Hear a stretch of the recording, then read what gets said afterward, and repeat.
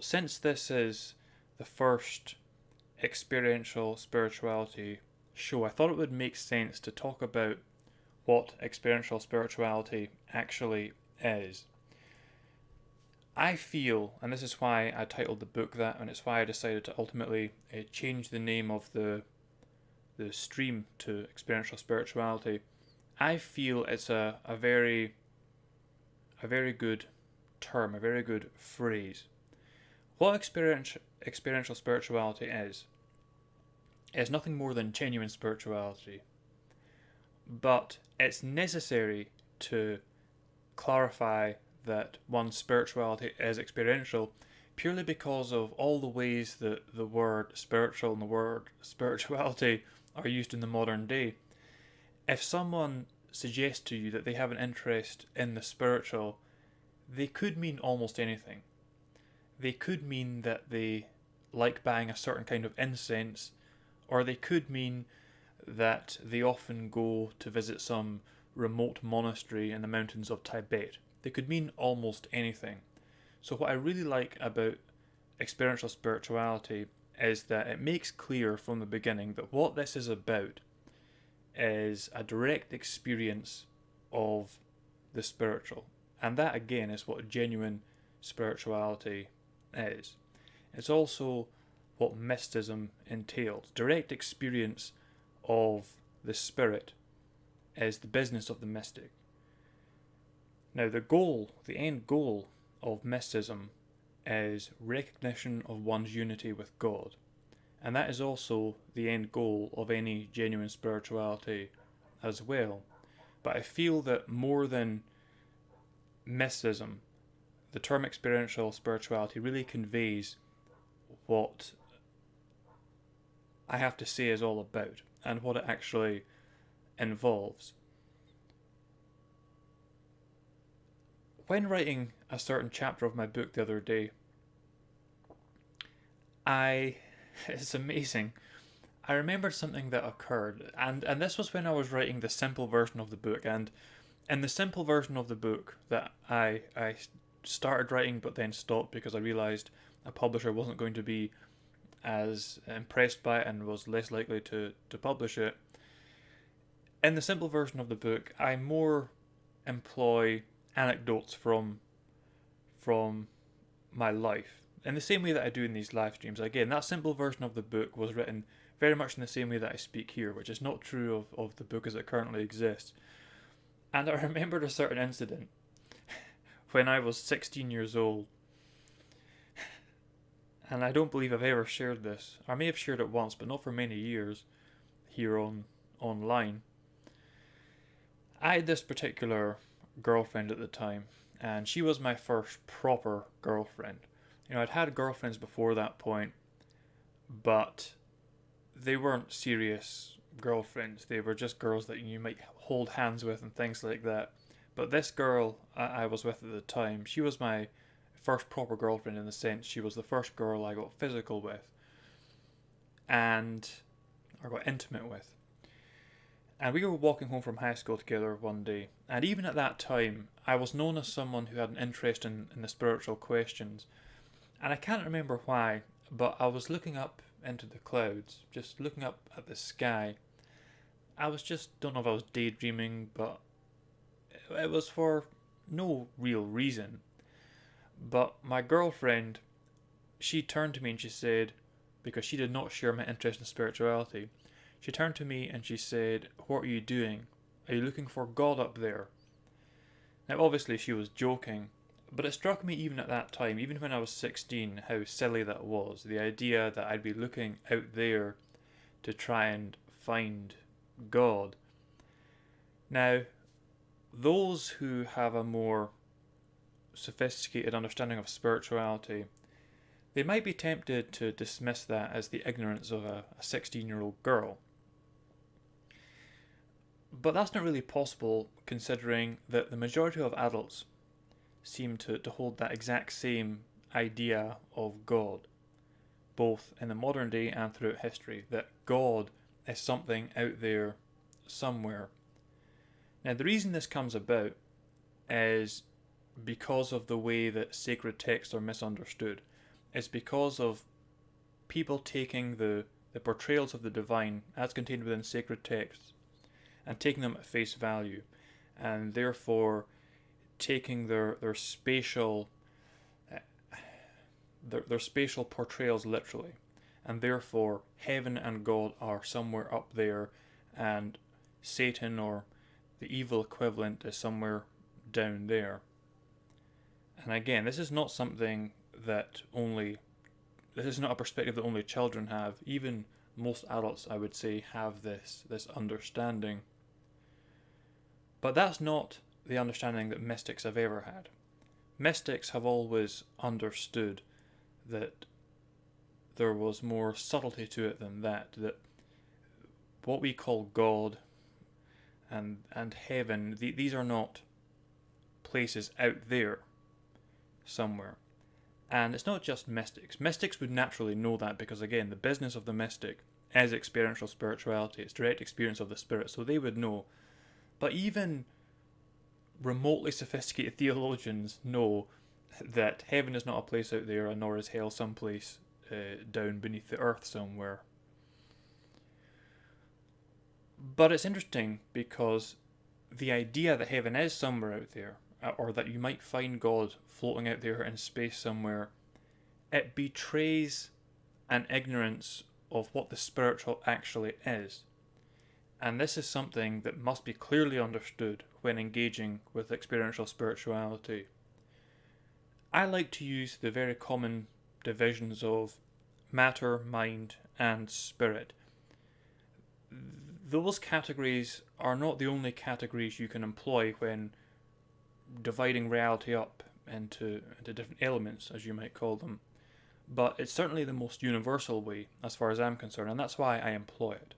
Because when we're trying to understand reality in such ways, we're always employing models. Language will always fall short of perfectly encapsulating the spiritual, so we do the best we can with the language that we have. And I think that if most people think of things in terms of matter, mind, and spirit, it's best to use that and then express whatever you've got to express through that framework. So that's what I do.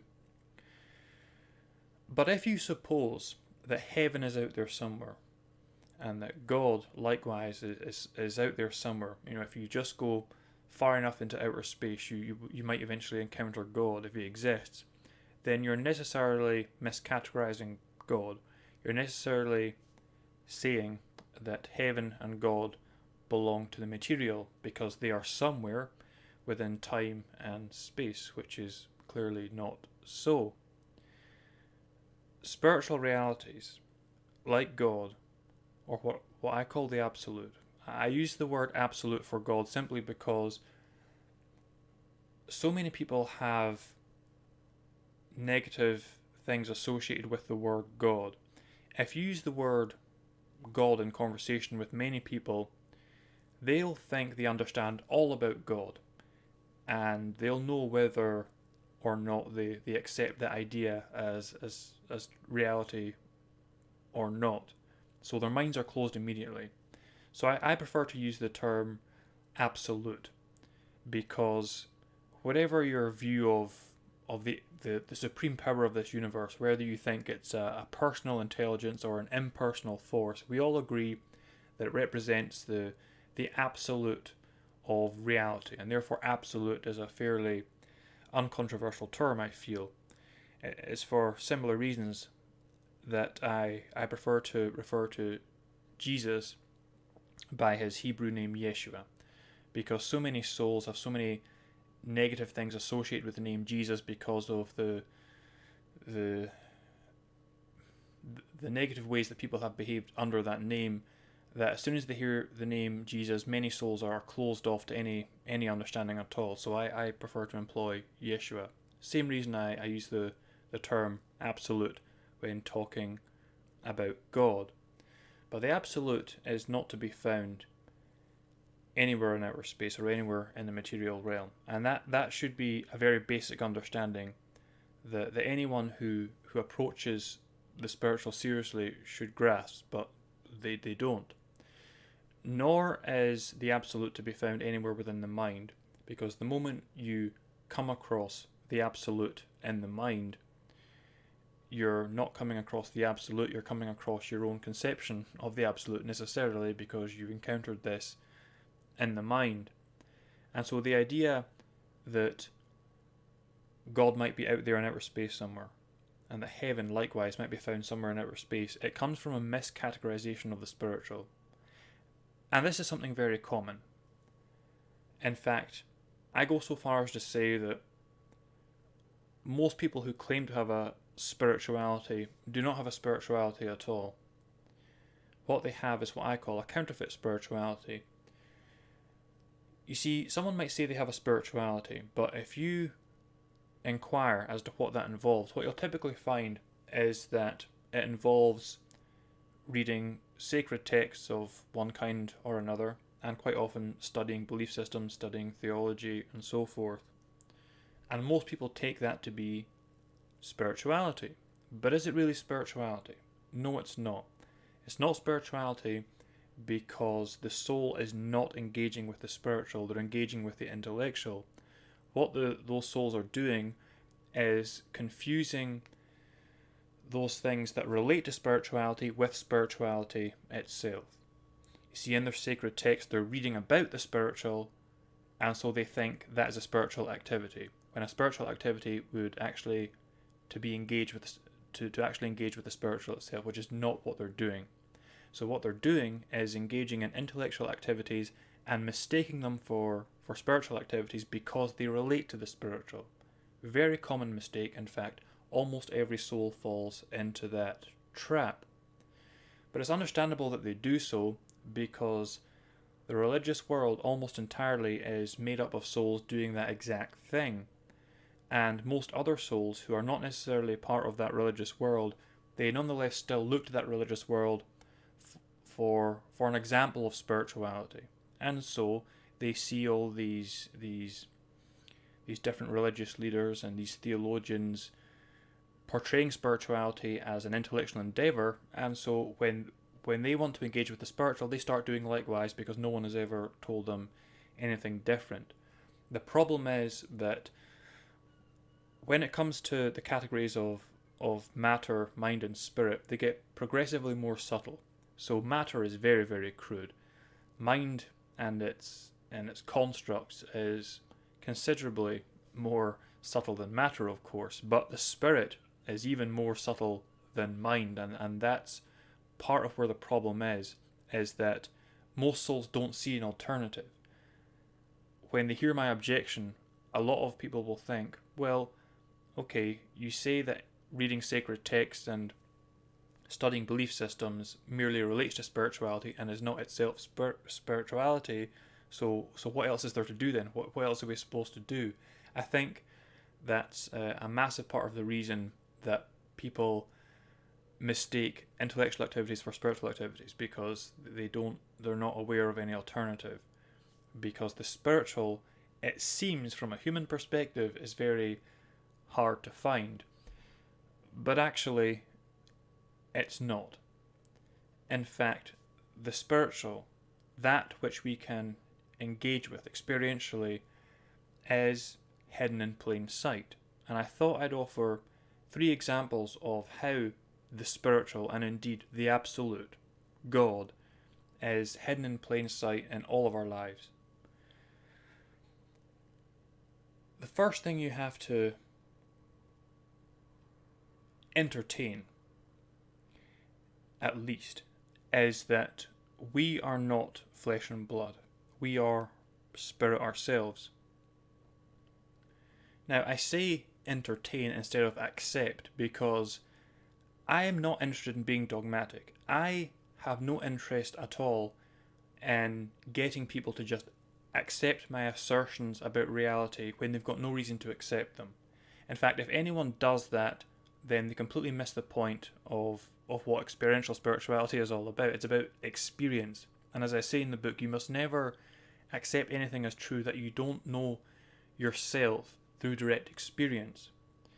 That's why I say that you must at least entertain the possibility that you are not the flesh and blood being that most souls would take themselves to be, but that you are in fact spirit, The reason it's necessary to at least entertain that is because only by entertaining that can you recognize where the spiritual search, if you want to call it that, hugely misleading to call it that, but you have to at least entertain the possibility that you are spirit, because the spiritual search doesn't take place anywhere out there in the external world, doesn't take place within the mind, which will concoct all manner of things. No, it takes place within your own being, and that can only be if you yourself are spirit. But again, you don't have to just accept anyone's assertion that you are spirit. I just need souls to entertain that possibility so that they are then willing to at least apply what I suggest, as I do throughout my book, because then I know that if they entertain the possibility that they are spirit, and they're willing to at least put what I say to the test, in time they can experientially know that to be true for themselves. And then if someone comes along and denies that they are spirit, it won't make a difference to them because they've experienced it firsthand. So, one way in which most souls overlook the very obvious presence of spirit, of the absolute in their lives, is by failing to perceive grace in their life. Now, grace is typically defined as unmerited favour. The issue with all of these theological and philosophical terms is that there is always many different definitions, so as not to get into any lengthy debates, I'll just take the most popular definition and then go with that, because it works for me regardless. So, grace is usually taken as unmerited favour from the divine, so that's fine, let's use that. Many of you will know of my spiritual awakening. It's a testimony I've given many, many times, and each time I do, I always try to elaborate on things a little bit more to keep it fresh for those who have heard the testimony before. So I was working in a particular office, and I was working for a business that arranged New Age fairs around Scotland because I always had an interest in the big questions, and I always took every opportunity to enter new venues to explore those questions from different perspectives. And at this point, I thought, well, maybe the New Age arena has something to offer in this regard. So I was working for this business as the marketing and media manager, and this business arranged New Age fairs around Scotland. Now, in this particular office, it was myself and one other guy working there, but I was always the first in. So I came in on this morning, a regular morning, I put the kettle on, went over to my PC, put the PC on, and sat down waiting for it to boot up. And I was thinking about the power of prayer, which I throughout my life I thought about such things because of my interest in the big questions. And the dilemma I had concocted for myself that particular morning was, what would happen if there were two souls worthy of having their prayers answered, and they both prayed a prayer to God, and those prayers contradicted one another? How would God honour both of those prayers if it would result in a contradiction here in the material realm? I mean, that's not how I conceived of it in my mind back then, but that's how I would articulate it now. Now, that's a very... That question, that dilemma, it really illustrates my naivety and my ignorance of the spiritual, but I took it very seriously at the time. And the reason it really conveys my ignorance of the spiritual is because, like many souls, I was taking prayer to essentially be making a wish, which it isn't at all.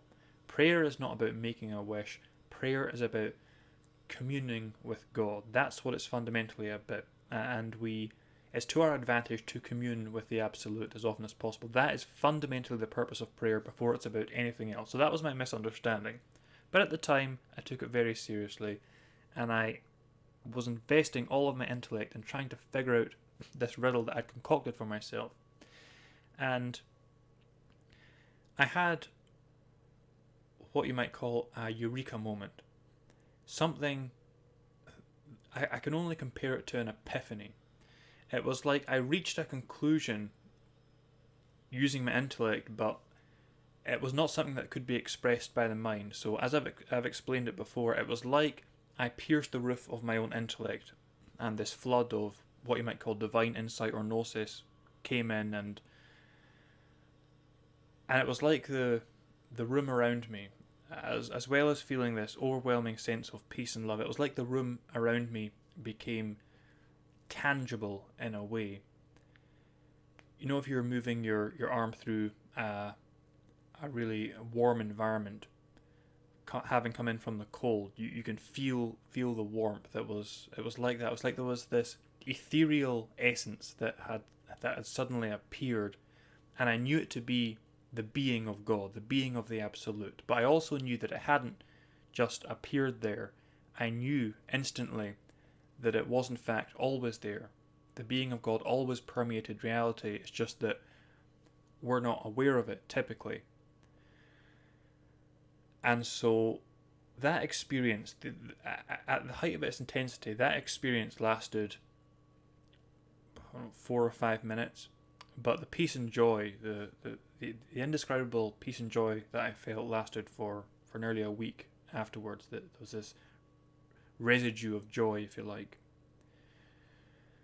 And then, after that experience was over, within 3 or 4 minutes, I was left seemingly alone again, but with the distinct impression that the soul known as Jesus Christ had been responsible for it. That's all I was left with. So it was like, after all my years of endeavouring to figure out the answer to the big questions, God had almost decided to do me a favour and throw me this bone. And it was like he very briefly gave me this awareness to let me know, yes, I am in fact here. And now that you know for sure through your direct experience that I'm here, now you've got to find your way to me, and the only clue I'm going to leave you to go by is the soul known as Jesus Christ. And not having been raised within any religion, I didn't know anything about Jesus Christ except from what I'd absorbed through culture, because Scotland's a very secular country, and the Highlands of Scotland especially so. But of course I was still aware of Jesus Christ, I just didn't know anything about Christian theology or what they exactly believe or anything like that.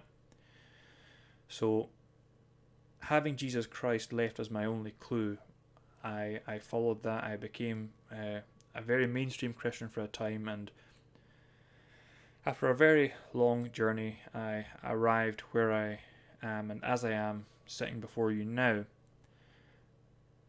I had many questions after that experience, as you might imagine, and I was confused by many things, and in many cases it took me a long time before I got what I felt were satisfactory answers to those questions. The mistake I made immediately, and I say mistake, wasn't really a mistake in hindsight, is that I didn't appreciate the nature of that experience. It was a direct experience of the spiritual, and what did I do after I went to Christianity? I made the same mistake I talked about just a few minutes ago. I began to engage with theology, and I turned spirituality into an intellectual project, even though my very spiritual awakening had been a direct experience. Instead of seeking that again, I took a step down and decided to engage with theology, which is fine. But of all the questions I asked, of all the confusion I had, one thing I never asked myself, which is something I see a lot of souls asking when they've arrived at what they take to be the truth, whether they have or not is a separate matter. But what a lot of souls ask is, well, why did God keep me running around in circles for so long? You know, okay, I'm here now. I've arrived in a place that is really wonderful, but what were all those years wondering and frustration and looking desperately, what were they all about?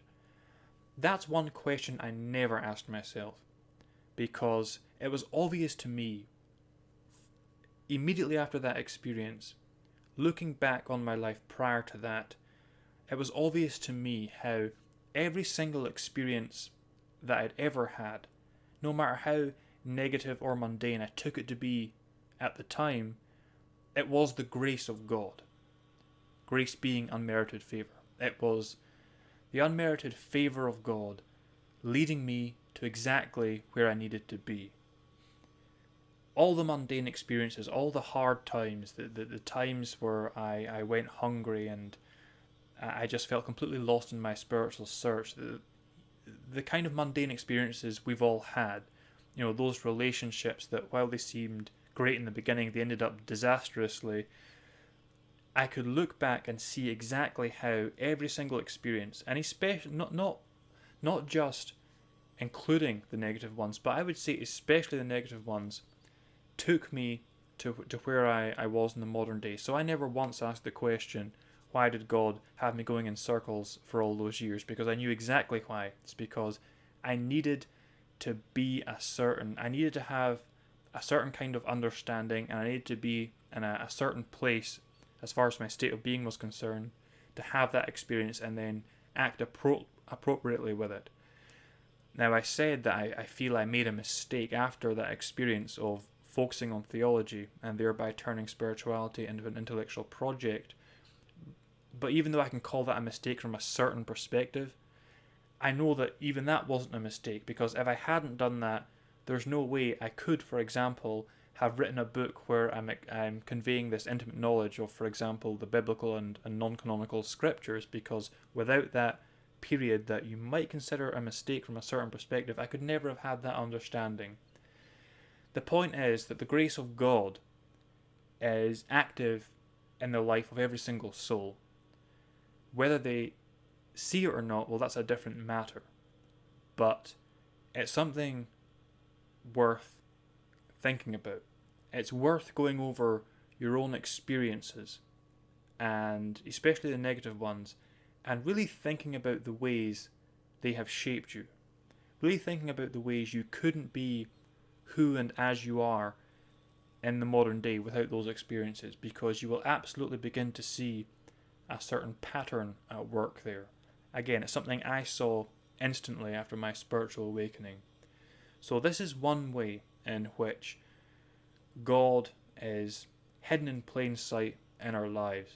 It's that everything we go through, every experience, those that seem to be mundane, those that seem to be negative, even those that seem to be completely random and a complete waste of time, all of them are leading us somewhere. We are all on a certain destiny.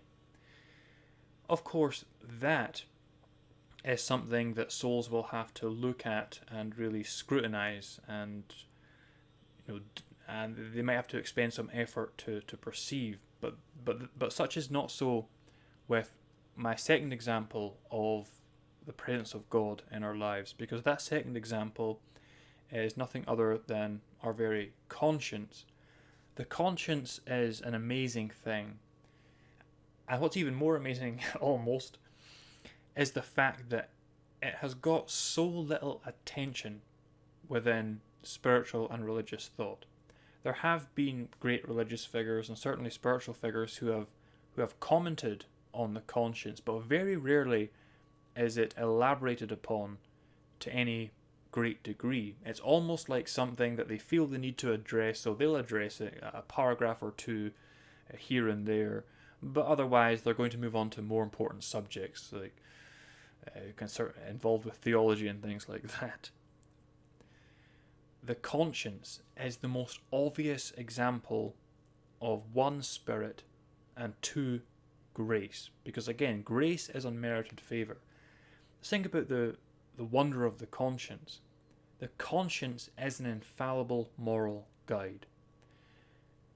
Many a time has a soul thought for themselves, what is the right thing to do in this circumstance?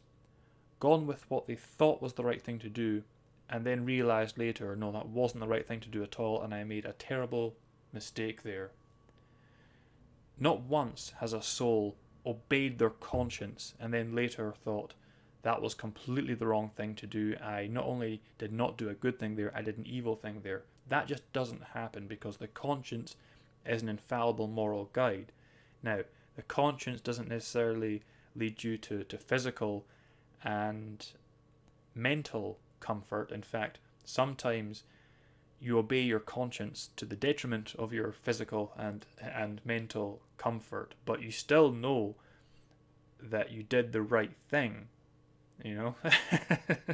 Sometimes doing the right thing means that you aren't going to be as comfortable as you might otherwise like to be, but you still know that if you obey your conscience, you have definitely done the right thing, and there's no ambiguity about it. That in itself is miraculous. That in itself is the best example of grace. Because while the conscience is an obvious example of spirit manifesting to all of us, it is a great example of grace purely because, again, grace is unmerited favour. You don't have to be even remotely interested in spiritual questions, and yet you can still hear from this thing we call the conscience. You can still have this thing that infallibly tells you what is right and what is wrong in any given situation. Even if you don't even give a thought to God, you don't even give a thought to the absolute, you can still hear from your conscience. That's why it's such a great example of grace, because even when from a human perspective you are not at all deserving of divine guidance, the conscience is there anyway, unless of course you have dulled it, which we all know is possible. Now, even if you have no interest in Christianity at all, and even if you're not at all interested in what the sacred texts of Christianity have to say, you will know, just by sheer cultural influence, you will know the basic way that grace is portrayed in the biblical scriptures, or in any Christian scripture, whether they're canonical or non-canonical. Very often it's portrayed that God extends his grace, but if souls abuse it, or if they refuse it, then God will ultimately withdraw that grace. And could there be a more clear example of that in our day-to-day lives than the conscience? This conscience which, one, will guide you infallibly, morally speaking, but which, two, will also grow dim and eventually disappear if you ignore it. You could not get a more perfect example of grace than the conscience. And yet, like the little events that take us to where we are in our lives, and like the little events that shape who and what we are in the present day, this amazing thing just goes completely overlooked because people are overlooking the obvious. Especially when they've got wrong ideas about where God is to be found and what the spiritual is, when they're looking out there for God, when they're looking out there for heaven, or when they're focusing their attention on complex theologies and reading sacred texts, their attention isn't focused on their lived experience of reality, in which all of these amazing and frankly miraculous things are going on right in front of them, hidden in plain sight. It's so obvious they don't think to ask these questions, and yet asking these questions and investigating these matters is what the mystic initiation is all about, and it's what experiential spirituality is all about. So the third example of how God, the Absolute, is right with us, and how it's really hidden in plain sight, is awareness itself. Now, quite often in spiritual circles, words like spirit are used synonymously with words like awareness and consciousness. And that's fine, I understand why, because that is technically correct. But what I would say is that the problem with doing that is that you are risking misleading souls in a certain way. The problem when you're discussing spiritual subject matter, and especially the spirit itself, is that language can't encapsulate the spiritual, it can only ever point to it. If you say, even if it's completely true, if you say that awareness, consciousness, beingness, isness, whatever name you want to give your being, if you say that those things are synonymous with spirit, the exact same thing as spirit, what happens in the minds of most souls is that they think to themselves, oh, well, I know what awareness is. Awareness is simple awareness. So therefore, if you're saying awareness is spirit, then I know all about spirit, which they most definitely do not, and no one ever can, because spirit by definition is infinite. It's endless. So is awareness, so is consciousness, but most souls don't take that to be so. So in these ways you have to think very clearly about how you're employing language to express these things so that you don't give souls misleading ideas. So it might be better to say that awareness is not spirit but innate to spirit. If awareness is there, spirit is there, and vice versa, but not necessarily say the same thing. But awareness is the most obvious sign of God, not only with us, not only around us, but within us. That is where the spiritual search begins. That's where it really begins. It begins by abiding in your awareness. And that's why silence is so important in spirituality. Now, there's a lot that can be said about silence. It's not something I want to talk about in this particular episode. Maybe in a later episode I'll expound upon it in greater depth, because silence is something that's really at the heart of mysticism. But the reason that silence, in the way that most people would understand silence, is the absence of audible noise, and let's go a bit further and say the absence of internal strife. The reason that silence is so important is because it's easier to abide in your awareness. But the thing about awareness is it's always there, of course. In fact, if it wasn't there, you wouldn't be perceiving of anything to be aware of in the first place. And you are necessarily transcendent to all phenomenon, whether it be external phenomenon or intellectual phenomenon, because you are aware of them, they are not aware of you. They rise and fall before you. You are not rising and falling before them. And so the simple recognition of the power of this awareness is the first step in both mysticism and experiential spirituality. And what you find is that as you abide in this awareness, you begin to realize that there really is no end to it. That's why you can sit in meditation and get utterly lost in it. Now, there are all kinds of techniques that people recommend as far as meditation is concerned. I don't even like to use the word meditation, to be perfectly honest. Even though, if I suggest to someone that they go and sit in silence, in their mind I'm telling them to meditate. And by the strict definition, yes, I'm telling them to go and meditate. The reason I don't like to use the term meditation, and I don't even like to have it be that someone is meditating at a certain time every single day, I don't like that kind of formality to it, is that what it does is it says to that soul that, look, this is a practice that you may or may not engage in. When what we're really talking about, going back to our true nature as spirit, what we're really talking about is abiding in our most natural way of being, our most natural state of being. And you see already how we're getting to the experiential side of this assertion that we are indeed spirit. Because awareness is nothing if not spirit. And if you're not willing to say that, then you can say that awareness is at least innate to spirit.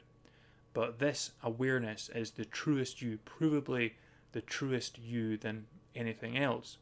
If you think about how most souls understand themselves, they understand themselves as human beings because they've got an egoic identity in their mind, an intellectual construct that tells them they are human beings. But this is obviously very transitory. You're not the same. You don't take yourself to be the same person now as you did 20 years ago. And if you live another 20 years in mortal form, you're not going to take yourself to be the same person then as you do now. Personhood is very transitory. What is it that witnesses all of the change of personhood? What is it that witnesses the cycle of personhood? Well, it's the very awareness under discussion here. So it's provable and demonstrable, even just through pure intellect alone, that your what you call your awareness, as if you're separate from it, your awareness is a truer you than your personhood can ever be, because that personhood is an ever-changing intellectual construct in the same way that your physical form is ever-changing. You are necessarily the awareness that is perceiving all of it. So you may not at this point, of course, buy into the idea that you are spirit, but this much is certainly undeniable, that if there's a truer you than the physical form, than the egoic identity that we call personhood, then it's certainly necessarily the awareness that beholds it all, because you're the one beholding it all, you're the one perceiving it all, you are the perceiver. It's not so much that you have awareness, more that you are awareness, which in my terminology is the same as saying you are spirit. And I could go into again how personhood is developed and how even in human form awareness is our first it's the first sense we have, because of course a child being born doesn't have the cognitive capacity to understand anything about the world, and doesn't have the cognitive capacity to even conceive of itself.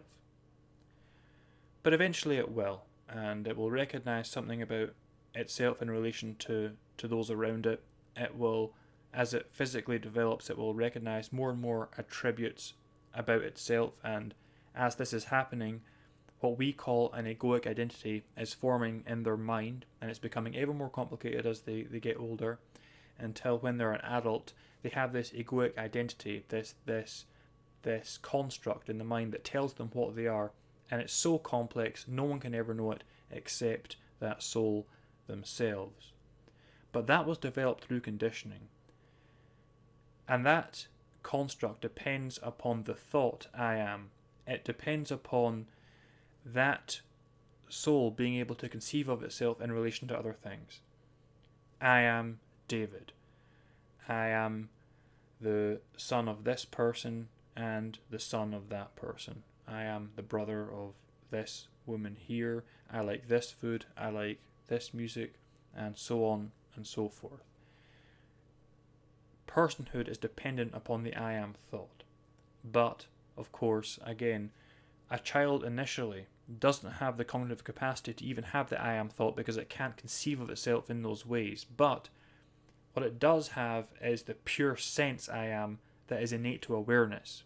And in fact, the I am thought necessary for the development of personhood, it is like a lower, dare I say, emanation from that pure feeling of awareness. So when a child is first born, it doesn't conceive of itself in any way. It doesn't even have the I am thought. Rather, its I amness, its beingness is pure. It's just witnessing all phenomenon. It's not judging that phenomenon. It's not even judging itself, because it can't do that yet. Phenomenon is just going on around it, and it's observing it quite neutrally. But it is aware, of course, and in that sense, it has that I am sense. But it's not conceived of yet. It's just a sense. I am. I exist. That's innate to awareness. It has to be. Only later, when that child's brain develops, will it be able to transmute that innate sense of I am into a thought that then leads on to personhood. I am this person compared to that person, and so on. And this state, prior to the I am manifesting as a thought, is what we call innocence.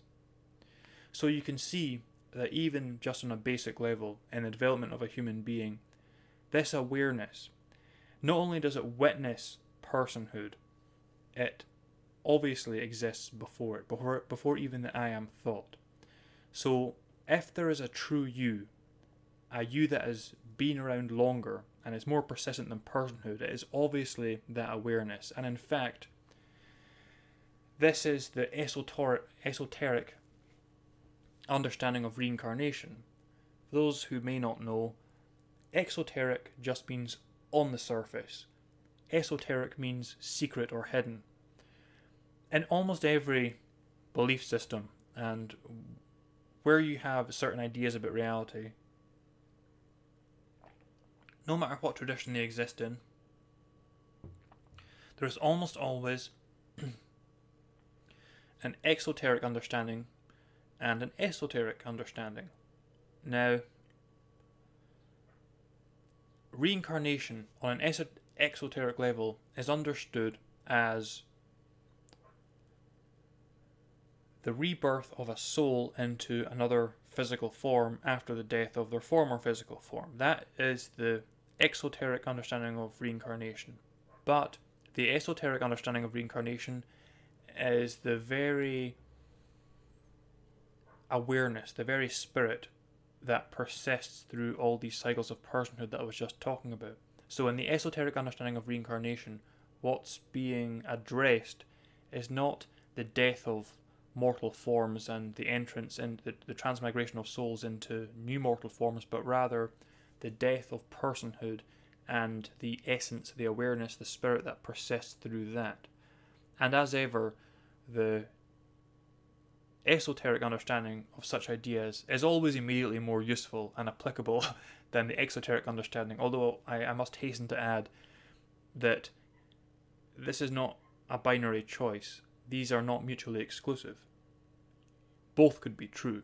I'm just saying that the esoteric understanding in most cases is more immediately relevant, and therefore is the understanding I'm more likely to employ in experiential spirituality. So we have this persistent awareness, which is certainly and obviously, even to plain common sense, a more true us than our physical bodies or our personhood could ever be, because it's only that us, that awareness, that spirit that beholds and that witnesses all of it. And so this is just one way. This is the third example of how God, the absolute spirit, is present in our day-to-day reality, but it's overlooked. This is the third example of that I'm giving in this particular stream. But I could use so many more examples of awareness alone. The ways that awareness is clearly what you might call the path to the kingdom of heaven. It's the place where any genuine spiritual journey, if you like, begins. Now, I mentioned this, or I alluded to this earlier, the fact that the term spiritual journey is misleading. This is really, again, another wonderful illustration of the limitation of language, because it's hard to say anything that's correct. See, spiritual journey implies going from one place to another. Now, that's obviously wrong spatially in terms of spirituality, but it's wrong in any way in terms of spirituality. Since we are spirit, we don't have to go anywhere to attain some new status, nor do we even have to obtain some new status, because we are spirit. We are that which we seek. Again, the goal of mysticism is unity with the Absolute, but the Absolute is spirit, and as souls we are portions of that exact same spirit undergoing an experience of individuality. So perhaps the best term to use would be self-realization. We're not trying to obtain a new status. We're certainly not trying to go to some physical place to meet God. We are merely trying to discover our own true nature. This is the reason for the ancient admonitions to know thyself, because to know oneself is to know the Absolute. These goals are fundamentally the same, and that's the goal of mysticism, and it's the goal of any genuine spirituality. And so these terms like spiritual journey, mystic initiation, they're kind of misleading because they imply acquiring a new status or going somewhere, when what you're really doing is understanding yourself. This is why self-realization is probably a good term to use. And in many ways you can understand spirituality, mysticism, the mystic path. You can understand it as a process of surrender. What you're really surrendering is your delusions. Because being spirit, what you find is that you don't actually have to put effort into doing anything. You just have to cease resisting what is. Now, there was a certain point in my book where this came up. Yes, that's what it was. I was talking about purity of heart and how one must approach everything with sincerity. And I said, but since you're spirit, and since, of course, naturally the spirit is perfectly sincere, you don't actually have to put any effort into approaching things in life with sincerity. Actually, the effort only comes in when you try to resist what you know to be true. So if you're confronted with something that makes you uncomfortable, it doesn't take any effort to embrace that, or to go with it, or to put it to the test. It doesn't take any effort to do that at all, because that's fundamentally a surrender. What takes effort is to act on those lower impulses like denial or self-deceit, to then push that understanding or that insight away for your own lower reasons. That is what takes effort. Simply letting things be and embracing what is, that takes no effort at all. And that's what you find consistently on the spiritual path.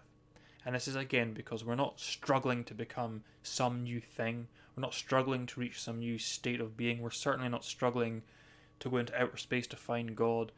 We are merely seeing reality as it actually is and ridding ourselves of delusion. And this journey only really begins, again, with awareness. Awareness is the doorway. And there's no end to the hallway beyond that doorway, because once you spend time abiding in awareness, you realize that you can go into that forever. One of the most profound experiences I ever had, besides my initial spiritual awakening, was when I was sitting right here, in fact, not doing anything, just sitting in absolute silence, as I like to do. And I suddenly felt myself fall. But I didn't fall physically, it was like I fell through my own mortal form. And I landed in a dark sea that glittered with gold. And that sounds like a terrifying experience, but it wasn't. I felt nothing but peace and joy. And I just knew that I could swim through this sea for eternity and uncover its mysteries in perfect joy. Somehow those mysteries were inherent to the water itself.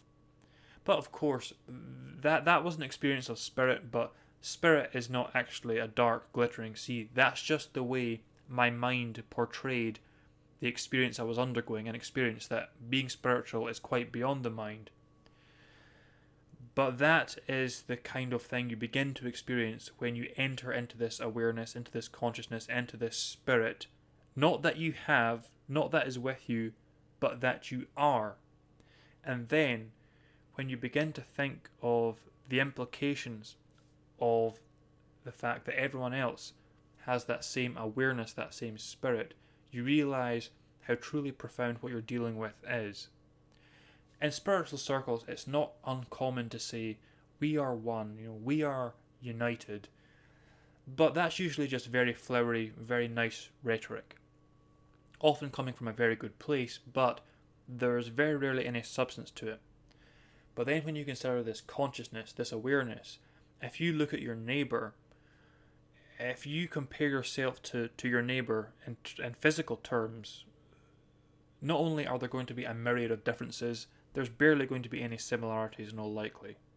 If you compare your mind and your way of thinking to your neighbour's mind and your neighbour's way of thinking, the differences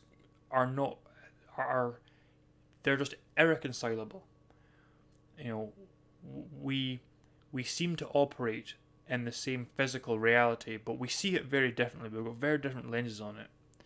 But no one can ever say that the awareness of your neighbour is any different to the awareness that you have and indeed are, because awareness is awareness. And so you see, it's an awareness that we are all fundamentally united. And then, of course, if you're familiar with Christian theology and sacred texts at all, you'll immediately be thinking of how we're united by the Holy Spirit.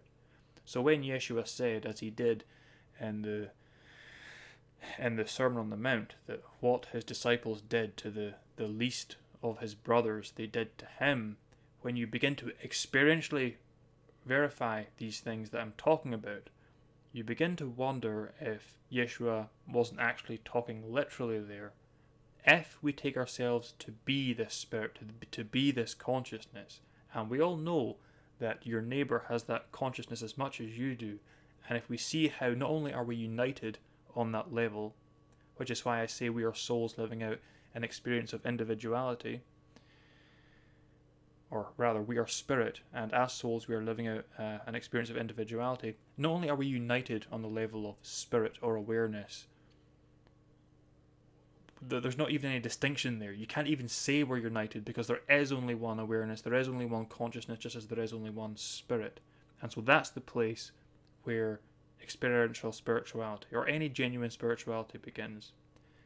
That's where mysticism begins, and that is where the spiritual journey takes place. Not in outer space, not in sacred texts, not in obtuse and labyrinthine and Byzantine theologies, but in the awareness that you are, and that you naturally always have with you, because it is what you are.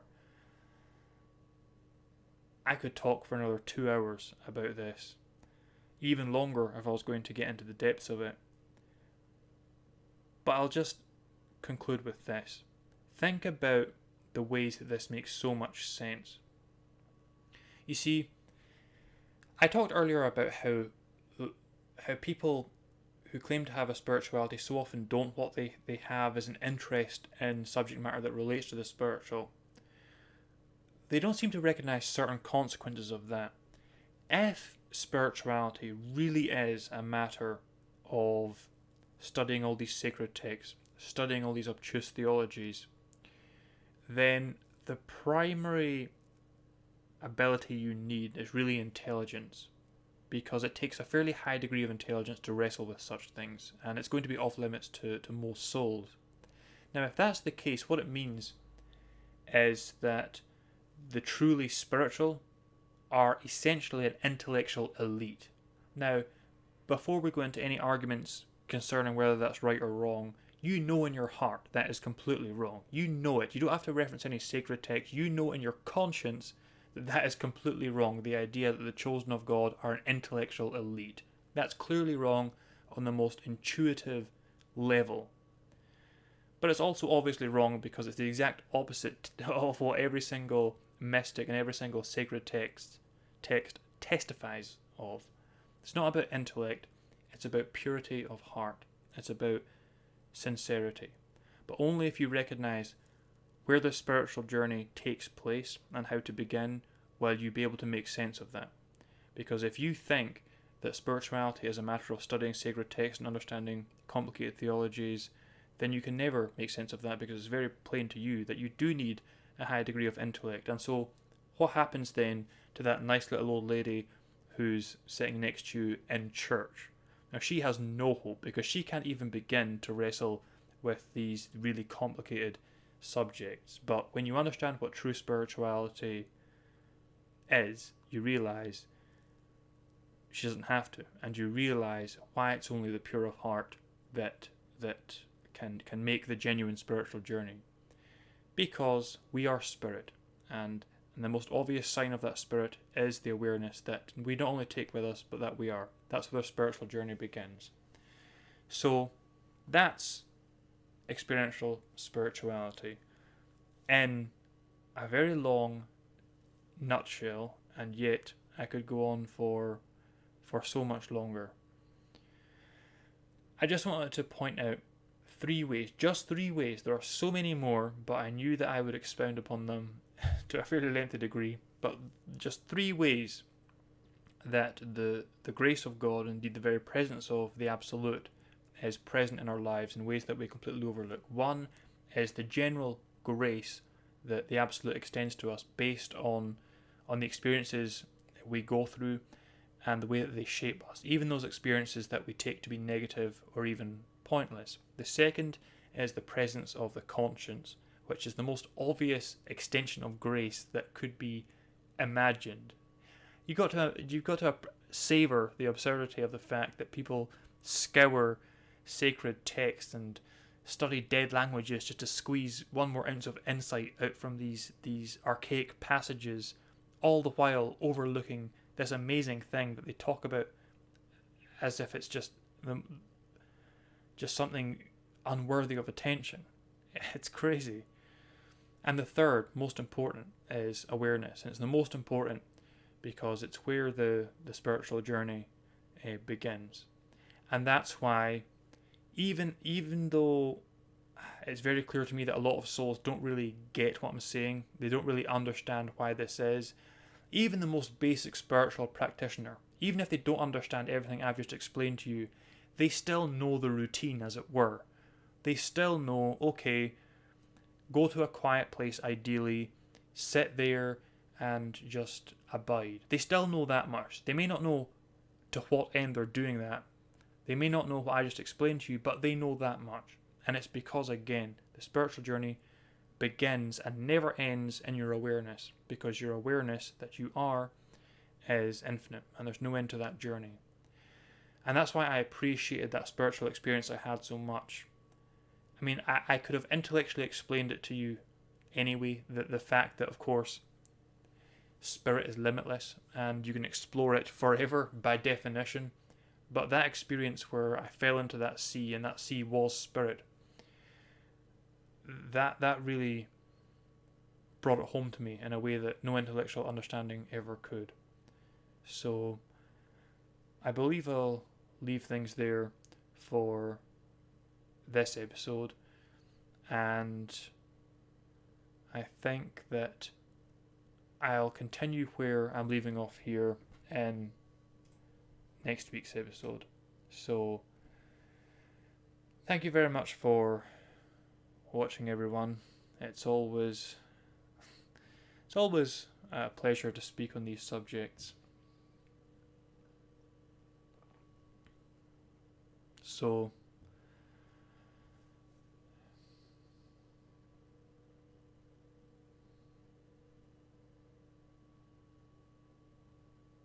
I think I've said it before, I'll say it again. This is a nice, quiet neighbourhood, a nice, quiet little bungalow. It's really perfect. Listen, maybe I should end with a word on silence. People take silence to be nothing at all. Silence, it's the absence of audible noise. It is that. Silence, it's the absence of internal phenomenon. Yeah, it is that.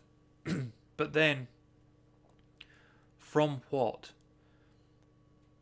does noise emerge?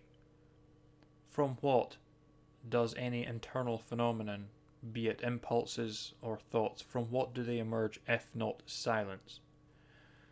So silence is, yes, the absence of anything, and yet it's simultaneously the potential for anything.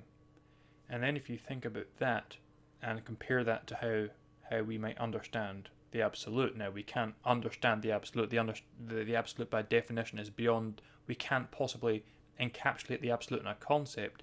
But if you compare what I just said about silence to what we can understand about the absolute, well, what is the absolute? It's the ground of all being. It's that which permeates all reality.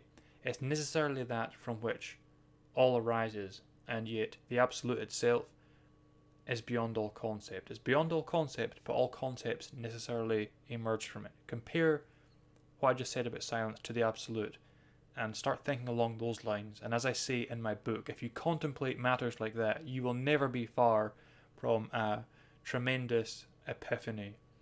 And I've commented before on how sometimes people will visit me in my home and they can't stand the silence. They can't stand it at all, because people don't like to be left alone with their own thoughts, because they've never been taught how to handle that experience, and it makes them uncomfortable.